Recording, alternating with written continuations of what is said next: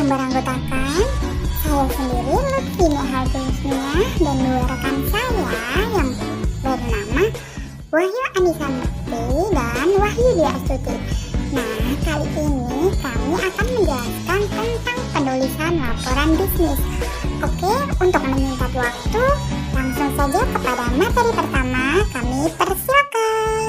Laporan bisnis adalah suatu laporan yang memiliki sifat netral, tidak memihak, memiliki tujuan yang jelas, dan berisi rencana penyajian fakta kepada seseorang atau lebih untuk tujuan bisnis tertentu.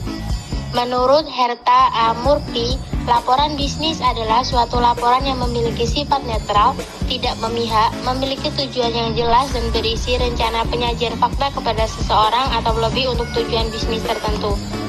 Menurut Hemstreet, laporan bisnis adalah suatu pesan-pesan objektif yang disusun secara teratur dan digunakan untuk menyampaikan informasi dari suatu bagian organisasional atau dari suatu institusi atau lembaga ke lembaga yang lain guna membantu pengambilan keputusan atau pemecahan masalah. Yang selanjutnya yaitu penggolongan laporan bisnis. 1. Menurut fungsinya. Laporan informasional adalah laporan yang memberikan informasi, menyajikan fakta-fakta tanpa melakukan analisis, tanpa kesimpulan, dan tanpa memberikan rekomendasi. Contohnya surat kemajuan pekerjaan, rekomendasi, dan proposal. Menurut subjeknya, suatu laporan dapat dibedakan menurut departemen mana suatu laporan itu diperoleh. Contohnya laporan akuntansi, personalia, produksi, dan sebagainya. Yang ketiga, menurut formalitasnya. Laporan dapat dibedakan atas dasar apakah bersifat formal atau non-formal. Suatu laporan dapat dibedakan atas dasar apakah secara berkala atau khusus. Yang keempat, menurut keasliannya. Laporan otoritas adalah laporan yang dibuat atas dasar permintaan atau kuasa dari orang lain. Laporan sukarela, inisiatif dari pembuat laporan itu sendiri. Laporan swasta, dan laporan publik. 5. Menurut frekuensinya. Terdiri dari laporan berkala, yaitu laporan yang disusun harian, mingguan, bulanan, semesteran, dan tahunan. Contoh laporan penjualan. 6. Menurut jenisnya, suatu laporan dipengaruhi oleh formalitas dan panjangnya laporan.